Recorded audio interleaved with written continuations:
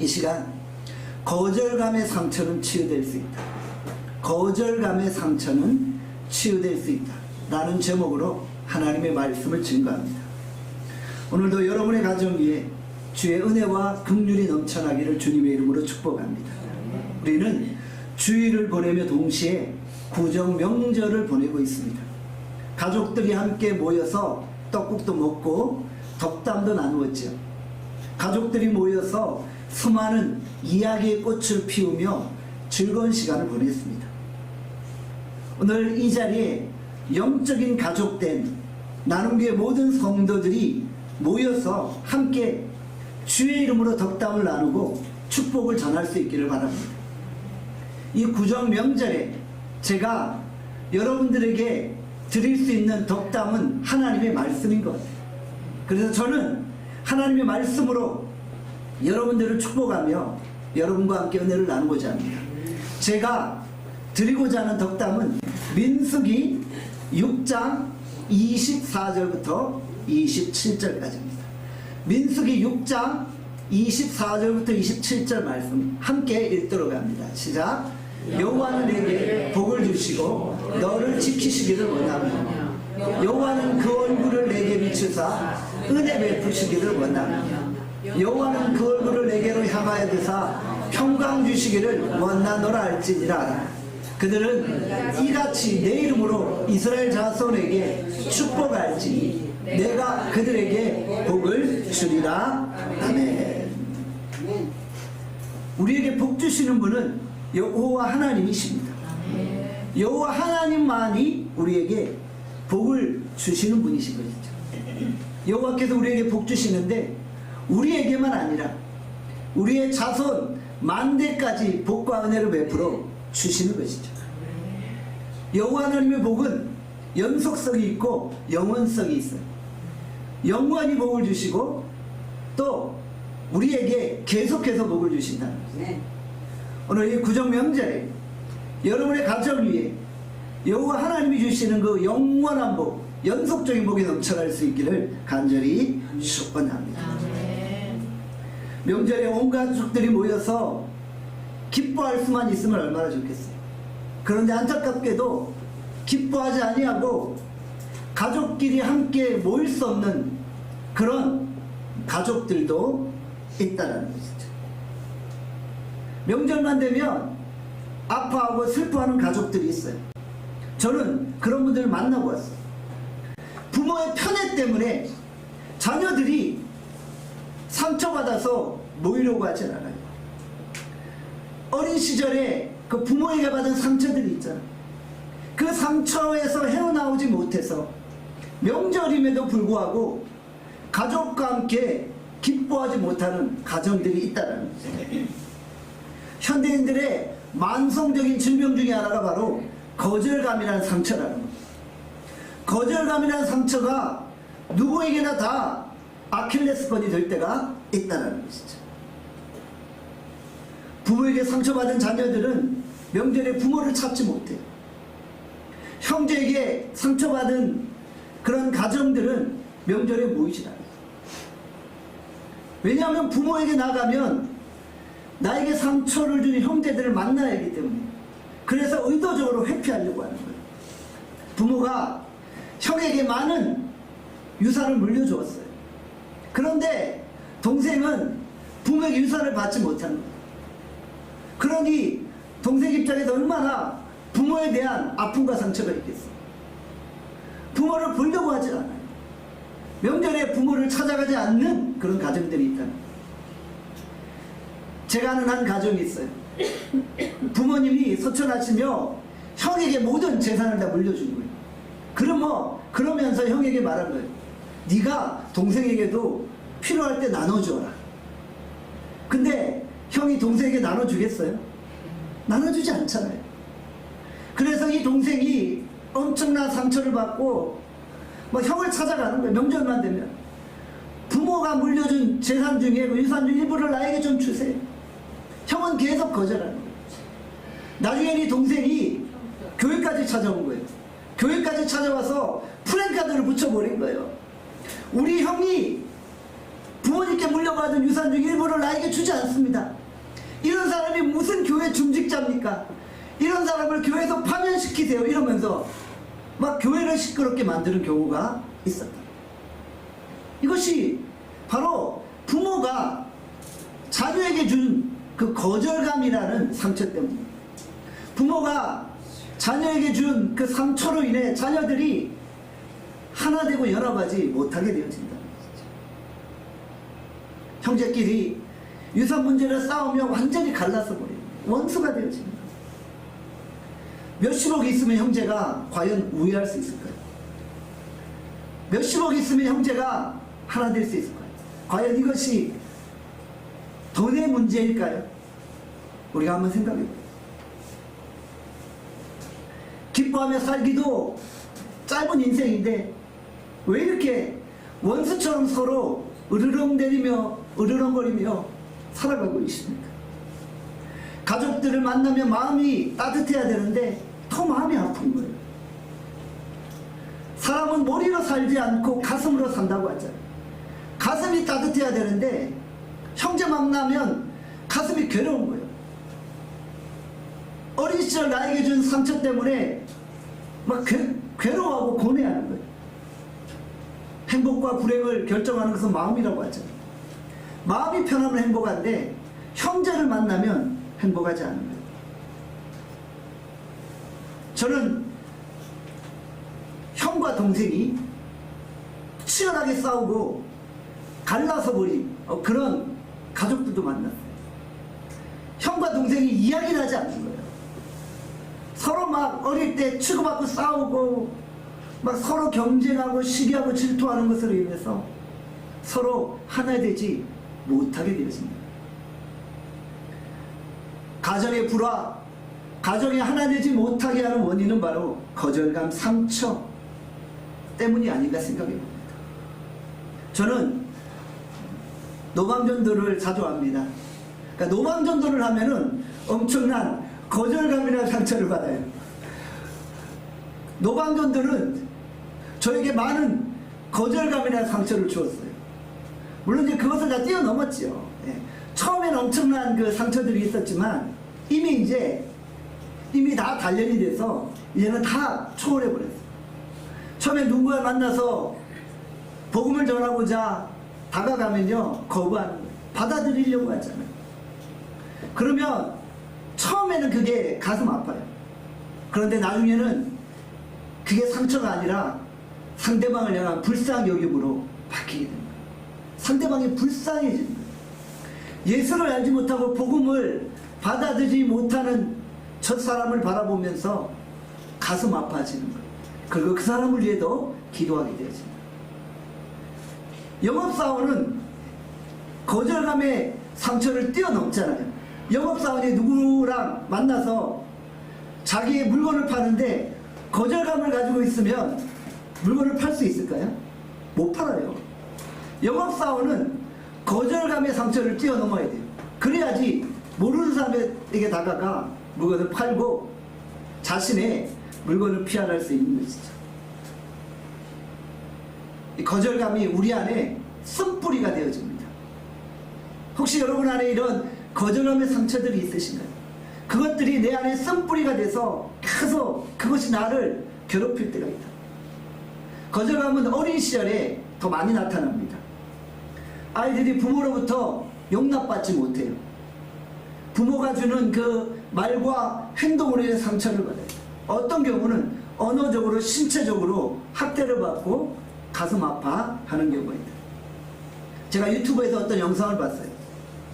3살 된 딸아이가 3개월 된 자기 동생을 막 쥐어박는 거예요. 엄마가 순간 안 볼 때 애를 막 이렇게 주먹으로 때리는 거예요. 그러다가 엄마가 딱 보면은 막 쓰다듬어 줘요. 그러다가 엄마가 안 보면 때리는 거예요. 그게 이제 유튜브 영상으로 나옵니다. 왜 그런 일이 발생할까요? 그러니까 이 아이 속에는 엄마가 자기를 거절하고 자기 동생을 더 사랑한다라는 느낌을 받은 거예요. 부모는 그렇지 않은데 아이가 스스로 그런 느낌을 받게 되어지는 거예요. 그런 것들이 아이에게 상처가 될 때도 있어요. 어떤 한 아이가 어린 시절에 이런 상처를 받았어요. 아주 어린 시절이었는데 얘가 자고 일어났는데 자기 눈앞에 항상 있던 엄마가 없는 거예요. 자고 일어났는데 엄마가 없다 보니까 얘가 너무 막 두렵고 염려되고 걱정이 돼서 막 펑펑 운 거예요. 펑펑 울다가 세탁기 방 옆에서 다시 잠들어 버린 거예요. 나중에 엄마가 돌아와서 세탁기 방 옆에서 잠들어 있는 그 딸아이를 보고 막 안아줬죠. 근데 이게 이 아이에게는 상처가 됐던 거예요. 그래서 이 아이가 세탁기 방 옆에 가려고 하지 않는다는 거예요. 그 이후로 그 방 근처로 가지 않으려고 하는 그런 모습이 있었다. 제가 처음 미국에서 유학을 마치고 한국에 와서 살기 시작할 때 매일 새벽마다 새벽 기도를 하게 되잖아요. 그래서 아침에 새벽에 일찍 일어나 새벽 기도를 하러 이제 교회로 가잖아요.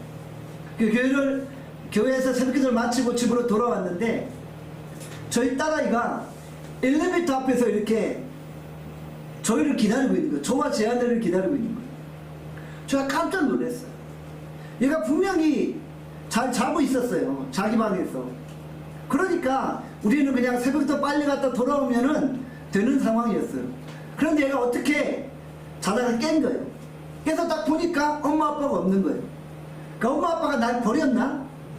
이런 생각을 했는지 밖으로 나와가지고 엄마 아빠를 기다리고 있는 거예요. 우리가 조금 늦게 왔으면 얘가 엘리베이터 타고 내려가가지고 엄마 아빠 찾으러 갈 수도 있었겠다 이런 생각을 합니다. 그러니까 어린아이들에게 이런 것이 일종의 상처나 거절감이 되어질 수 있다는 것이죠. 부모가 자녀들을 편애할 때 그런 편애가 자녀들에게 상처가 될 수 있는 거예요. 성경에 보면은 이 상처를 극복하지 못하여서 극단적인 행동을 취했던 인물들이 있잖아요. 대표적인 사람이 가인입니다. 가인은 엄청난 상처를 받았어요. 상처를 극복하지 못하고 동생을 죽이게 되었죠. 창세기 4장 4절에서 5절의 말씀합니다. 같이 읽겠습니다. 시작. 여호와께서 아벨과 그의 제물은 받으셨으나 가인과 그의 제물은 받지 아니하시니라. 가인이 몹시 분하여 안색이 변하니. 하나님이 아벨과 그의 제물은 받으셨어요. 그런데 가인과 그의 제물을 받지 않으시나. 동생의 제물은 하나님이 받으셨는데 형의 제물은 받지 않은 거예요. 이것이 사실 가인에게 거절감이 되어질 수 있어요. 그래서 가인이 어떤 행동을 취합니까? 동생을 죽이게 됩니다. 거절감이 결국 동생을 죽이는 결과를 낳았다는 거예요. 가인 속에 쓴뿌리가 있는 거예요. 이 죄의 쓴뿌리가 자신을 괴롭히는 거예요. 자신을 괴롭히는 이 거절감의 쓴뿌리가 결국 자신을 극단적인 행동으로 몰아갔다는 거예요. 그러니까 가인이 정말 하나님을 의지하는 믿음이 있었다면 이것을 하나님의 사랑으로 다 극복해내야 했던 거예요. 하나님이 가인도 얼마나 사랑하셨어요. 그 사랑으로 극복해내야 되는데 사단이 준 이 거절감이라는 상처, 쓴뿌리가 그를 괴롭게 만듭니다. 거기서 헤어나오지 못하게 만들고 결국 그를 극단적인 행동으로 몰아가게 만들었다. 다윗의 어린 시절을 한번 살펴봅시다. 오늘 본문 시편 27편 10절에 보면 이렇게 말씀합니다. 우리 같이 한번 읽겠습니다. 시작. 내 부모는 나를 버렸으나. 다윗은 위대한 믿음의 사람이에요. 근데 그가 어린 시절에 엄청난 상처를 받았다. 시편 27편 10절에 보니까 내 부모가 나를 버렸다라고 이야기를 했죠. 내 부모가 나를 버렸다라는 이 표현은 짧지만 너무나도 임팩트 있고 강렬한 표현입니다. 다윗 자신의 출생과 어린 시절의 상처와 충격이 얼마나 컸는지를 적나라하게 보여주는 말씀이라는 거예요. 매우 충격적이죠. 내 부모가 어린 시절에 나를 버렸다는 거예요. 다윗은 위로 형들이 7명 있었어요. 다윗은 8번째 아들, 막내 아들이었잖아요. 보통 막내 아들은 부모에게 엄청난 사랑을 받아요. 사실 막내 아들은 제일 부모에게 관심과 사랑을 많이 받잖아요. 그런데 다윗은 그러하지 않았던 것 같아요. 부모가 유독 막내 아들 다윗만 멸시하고 천대했던 것 같아요. 사무엘상 16장 11절에 이렇게 말씀합니다. 사무엘상 16장 11절 읽겠습니다. 시작. 또 사무엘이 이새에게 이르되 내 아들들이 다 여기 있느냐? 이새가 이르되 아직 막내가 남았는데 그는 양을 지키나이다. 사무엘이 이새에게 이르되 사람을 보내어 그를 데려오라. 그가 여기 오기까지는 우리가 식사 자리에 앉지 아니하겠노라. 아멘. 무슨 말씀입니까? 사무엘이 이스라엘의 2대 왕을 기름 부으려고 하는 장면이에요. 하나님이 이새 집으로 가서 이새 아들들 가운데 기름 부어 왕을 세우라고 말씀하셨어요. 그래서 사무엘이 이새에게 아들들을 불러오라고 했어요. 아들을 불러오라고 하면 8번째 다윗까지 불러와야 되잖아요. 다윗은 아들이 아닌가요? 7번째까지만 아들이고 8번째는 버린 자식인가요? 길거리에서 주워온 자식인가요? 아니잖아요. 그러면 사무엘이 하나님의 명령을 따라 이새의 아들들을 불러오라고 했으면 다윗까지 불러와야 했던 거예요. 그런데 얘는 아니야. 얘는 천덕꾸러기고 얘는 별로 가치 있는 존재가 아니야. 얘는 부르지 않아도 돼. 이렇게 생각했던 거예요. 그래서 7째 아들까지만 부른 거예요. 사무엘이 첫째, 둘째, 셋째, 7째까지 다 기름 부어 세우려 했지만 하나님이 아니라고 한 거예요. 아니라고 한 거예요. 사무엘이 의아했어요.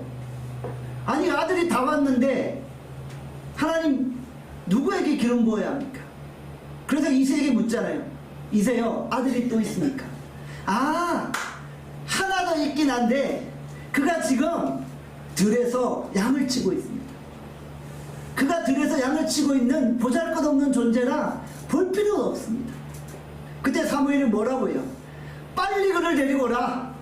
그가 오지 않으면 나는 식사 자리에 앉지 않겠다. 그래서 그를 데리고 오자.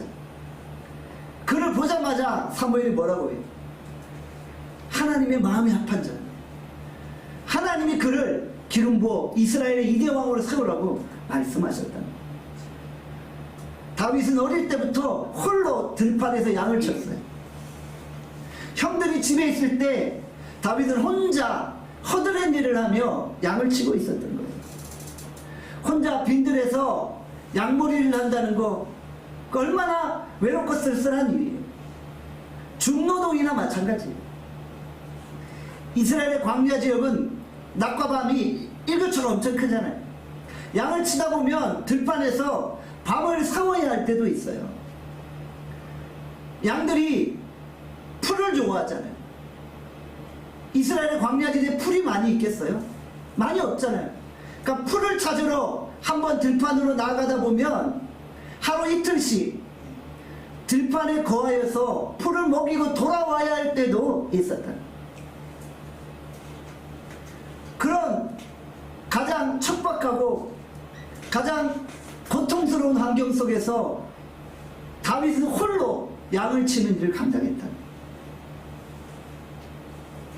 부모가 다윗을 아들의 그 범위에 두지 않을 정도로 관심이 없었다는 거예요. 사실 이것이 다윗에게는 상처가 될 수 있었던 거예요. 여러분의 아들 중에 하나에게 여러분들이 그런 행동을 취한다. 한번 상상해 보세요. 그 아들이 부모에 대해서 어떤 느낌을 받겠어? 아, 부모가 나를 버렸구나. 부모가 나를 아들 취급 안 하는구나. 이런 느낌 받지 않겠어요? 지금 다윗이 시편 27편 10절에 고백하잖아요. 부모가 나를 버렸다라고 고백하잖아요. 시편 51편 5절에 이런 말씀이 있습니다. 같이 한번 읽어보겠습니다. 함께 읽겠습니다. 시작. 내가 죄악 중에서 출생하였으며 어머니가 죄 중에서 나를 잉태하였나이다. 자, 이 말씀은 일반적으로 인간의 죄성을 보여주는 것으로 해석할 수 있어요. 그런데 어떤 신학자는 다윗의 출생과 다윗의 어린 시절이 매우 힘들었음을 보여주는 말씀으로 해석하기도 해요. 어머니가 죄 중에서 나를 잉태하였다는 이 표현이 자신이 어머니에게 죄인 같은 그런 존재였다, 어머니에게 괴로움을 주는 존재였다 라고 신학자들이 해석하기도 한다는 겁니다. 다윗의 아버지의 태도와 가정의 환경들, 그리고 극한 중노릇에 내몰린 다윗의 모습을 보면서 다윗의 어린 시절의 거절감과 상처가 컸음을 느끼게 되어진다. 자, 그러면 다윗이 어린 시절에 느꼈던 그 거절감과 상처를 어떻게 극복해냈습니까? 그가 가진 거절감의 상처를 어떻게 딛고 일어났습니까? 시편 27편 9절의 말씀하죠. 함께 읽겠습니다. 시작. 주의 얼굴을 내게서 숨기지 마시고 주의 종을 놓아여 버리지 마소서. 주는 나의 도움이 되셨나이다. 나의 구원의 하나님이시여 나를 버리지 마시고 떠나지 마소서. 여러분들, 이 고백이 정말 다윗의 그 가슴 속에서 우러나오는 신앙의 고백인 거예요. 들판에서 부모에게 버림받은 것 같은 그런 상처감에 사로잡힐 때 하나님을 바라보았던 거예요. 주의 얼굴을 내게 숨기지 마십시오. 부모가 나를 이렇게 천대하지만 주님의 얼굴을 내게 숨기지 마시고 주님은 나를 좀 돌봐주십시오. 주님만이 나의 도움이시고 주님이 나의 구원이십니다. 부모는 나를 버렸을지라도 주님은 나를 버리지 아니하시고 떠나지 아니하십니다 라는 고백입니다. 그러니까 바로 다윗은 이 거절감의 상처를 하나님을 의지하는 신앙과 믿음으로 극복해내고 있는, 하나님을 향한 간절한 그 기도로 자신의 그 상처를 다 극복해내고 있다는 것이죠. 거절감과 상처에 눌려있지 않았고 하나님의 말씀에 의지하여서 기도함으로 자신의 상처를 극복해내었다는 거죠. 부모가 비록 우리를 거절했을지라도, 형제가 우리를 거절하고 내가 믿었던 사람이 우리를 거절했을지라도 하나님은 우리를 거절하지 않으십니다. 하나님은 우리를 버리지 아니하시고 하나님은 우리를 떠나지 아니하시다. 하나님은 그 얼굴을 우리에게 숨기지 아니하시다. 부모는 우리를 향해 고개를 돌리고 너 저기 들판에 가서 양치기 하고 있어 라고 내몰지라도 하나님은 그렇게 하지 않으시다. 다윗은 이것을 알고 있었어요. 그리고 스스로 내면에 있는 모든 쓴뿌리와 상처들을 다 극복해내었다는 거예요. 요한복음 14장 18절에 말씀합니다. 함께 읽겠습니다. 시작. 내가 너희를 고와 같이 내버려두지 아니하고 너희에게로 오리라. 아멘. 우리 주님은 우리를 고아처럼 내버려두지 않으세요. 우리는 고아가 아닙니다. 우리는 고아가 아니라는 사실을 명심해야 돼요. 우리 하나님이 우리의 영적인 아버지 되어주세요. 여러분들, 어떨 때는 부모도 우리를 버릴 수 있어요. 그러나 하나님은 우리를 버리지 아니하십니다. 하나님은 우리를 고아같이 내버려두지 않으십니다. 더 이상 여러분들을 향해 고아라고 말하지 마세요. 하나님이 여러분의 영적인 아버지가 되어 주신다는 것이죠. 우리는 하나님의 자녀입니다. 하나님이 우리를 너무나도 사랑하셔서 독생자 아들 예수 그리스도를 우리에게 보내신 거예요. 예수님은 우리를 살리시기 위해서 십자가에 지신 거예요. 이 얼마나 크고 놀라운 은혜입니까?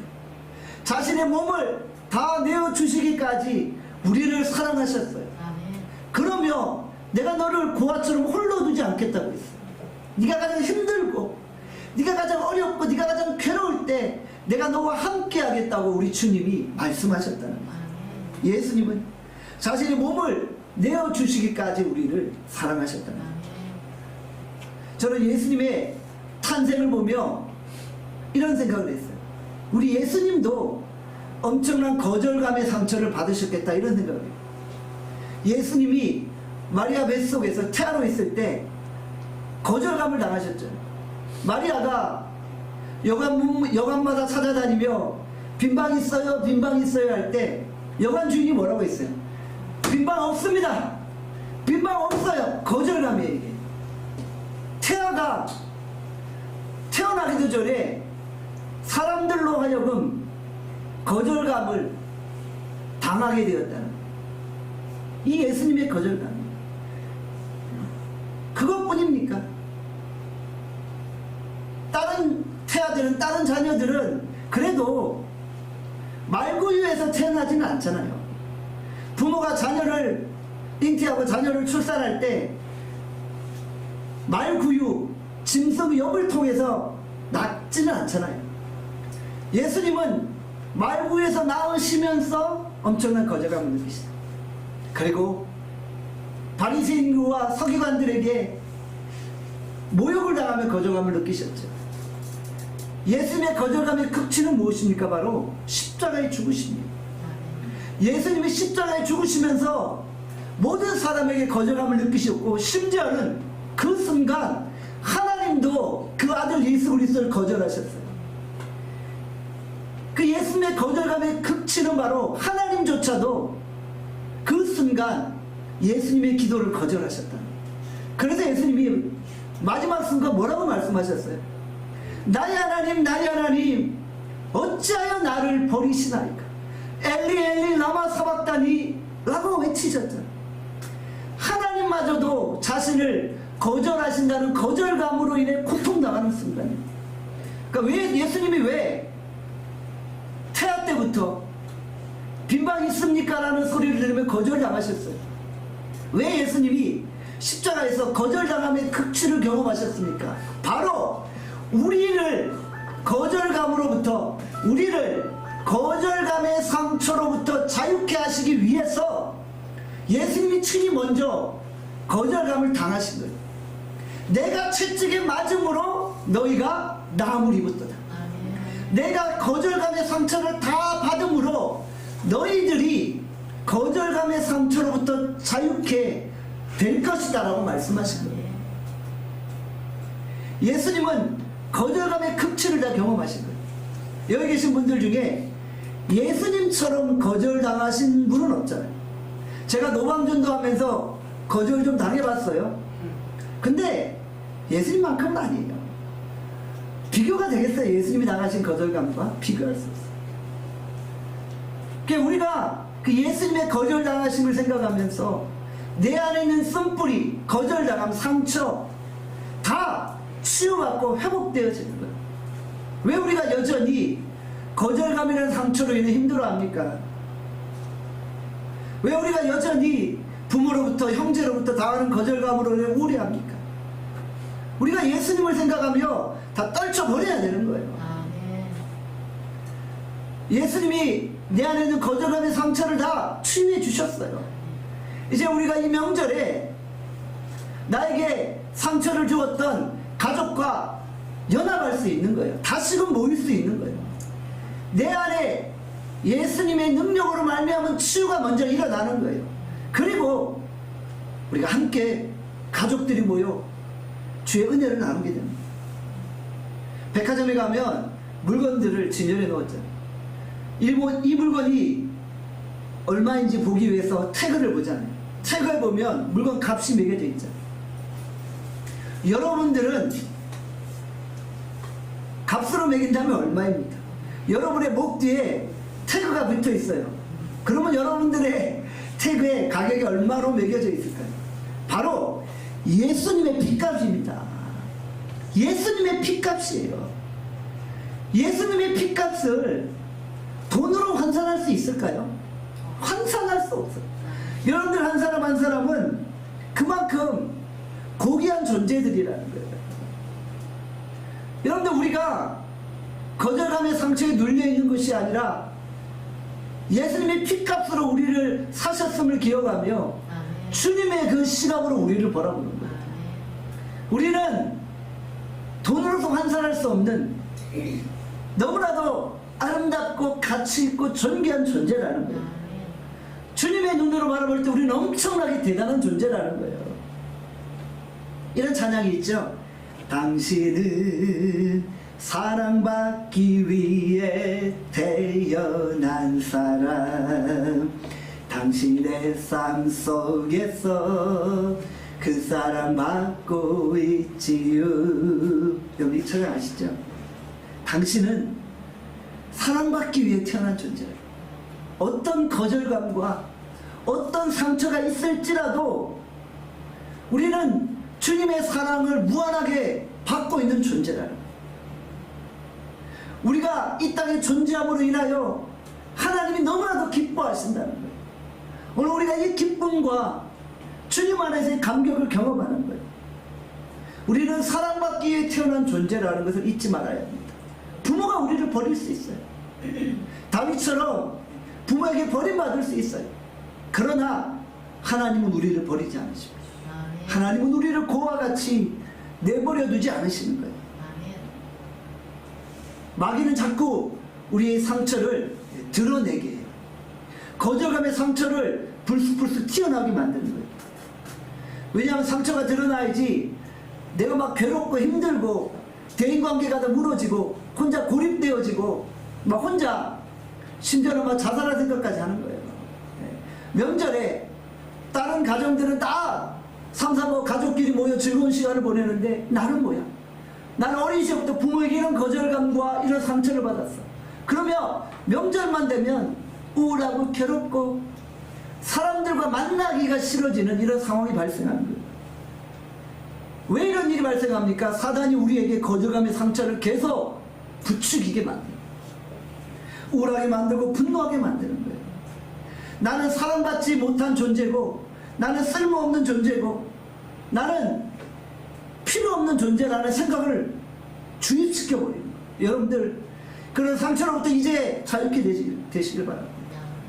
그런 상처로부터 자유함을 경험하시길 바랍니다. 거절감의 상처는 반드시 치유될 수 있습니다. 거절감의 상처를 치유하려면 결국은 상대방을 용서해야 돼요. 나에게 상처를 준 사람을 용서해야 돼요. 그래야지 완전한 자유가 있는 거예요. 그 사람을 완전히 용서하지 못하잖아요. 그러면 그 사람을 볼 때 혹은 그 사람과 연관된 어떤 상황이나 어떤 현상을 바라볼 때 불쑥부터 다시 상처와 거절감 튀어나오는 거예요. 상대방을 용서하면 거절감의 상처로부터 자유케 됩니다.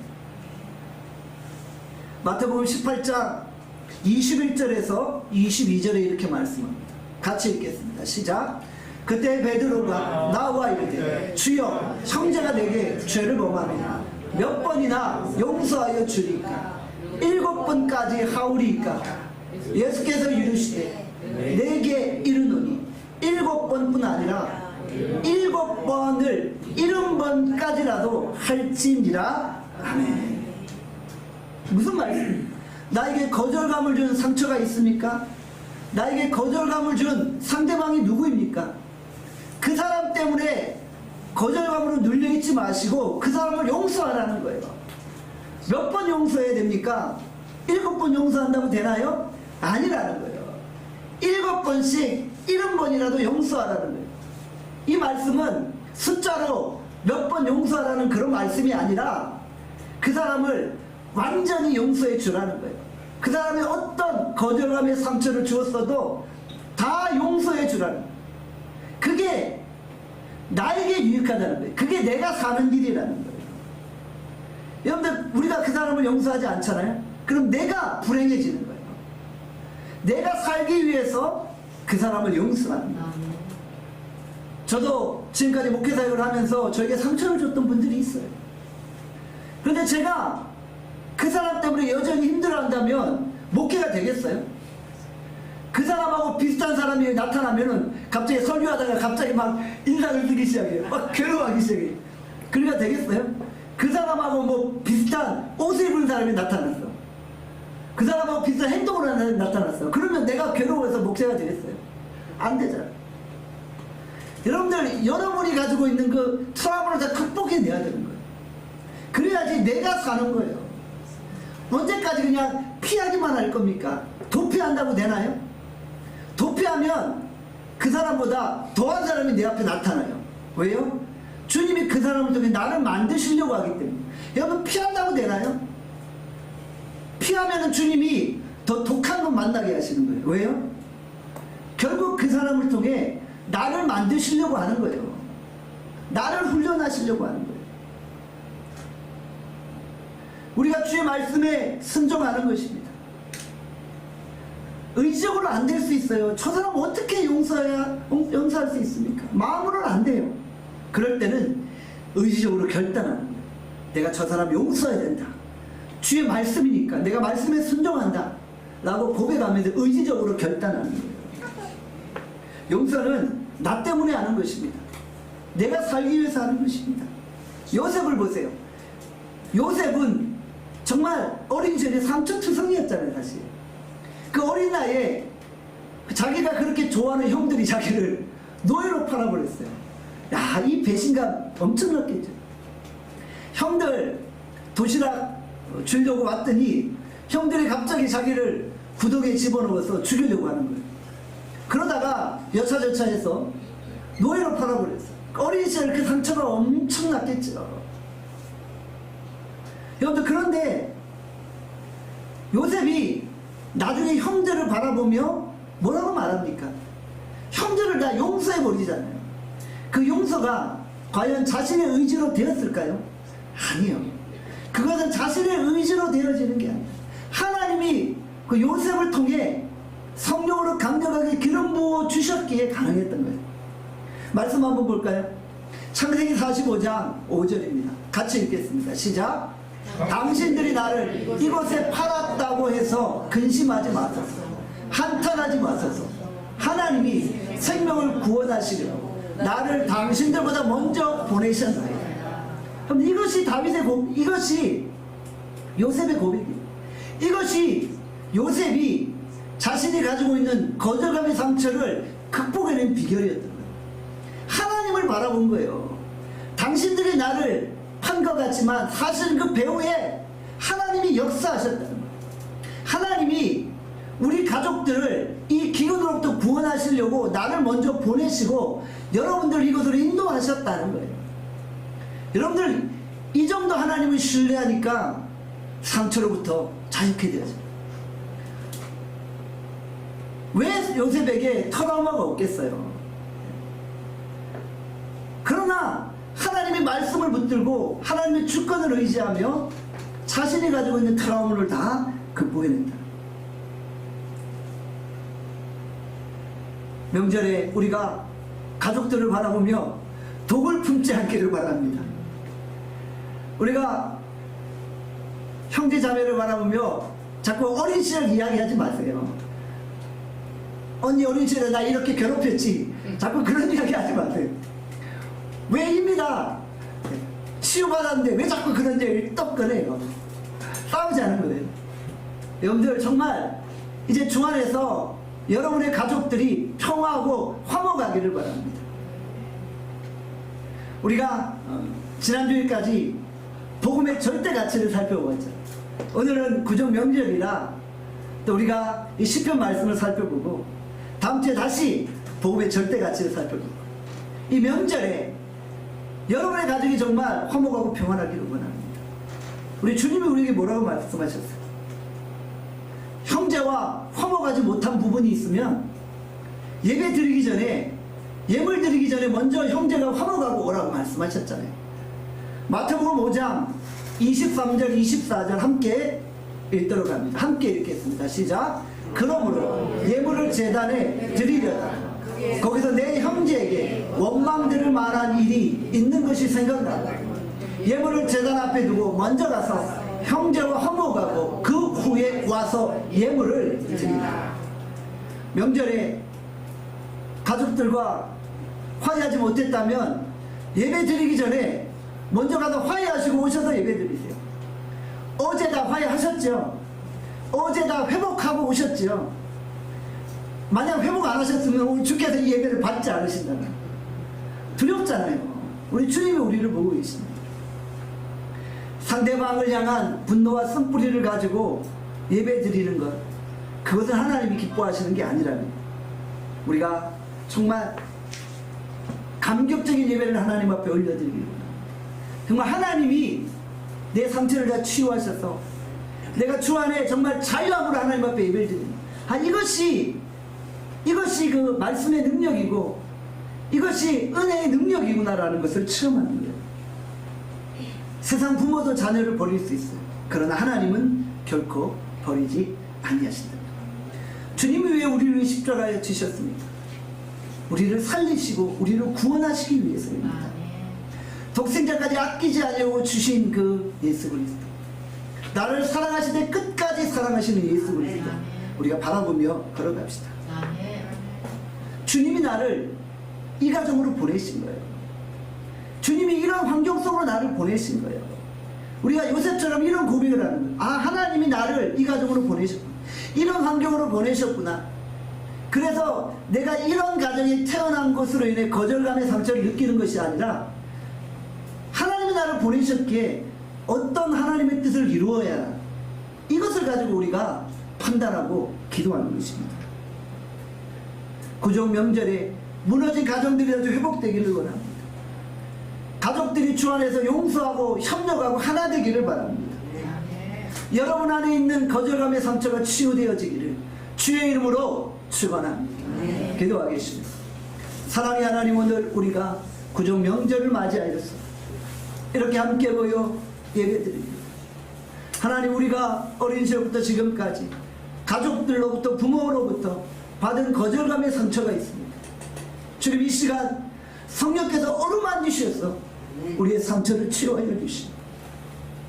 하나님, 우리가 나에게 상처를 준 그 사람을 용서해야만 내 안에 자유함이 있습니다.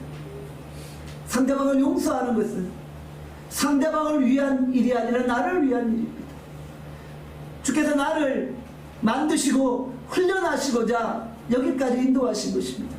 우리 언제까지 내 상처에 눌려서 그런 환경들을 피하고 도피하고 떠나려고만 하게 했습니까? 이제 내 마음을 단련하시고 나를 이곳에, 이 자리에 나눔교회로 보내신 하나님의 뜻을 이루기를 원합니다.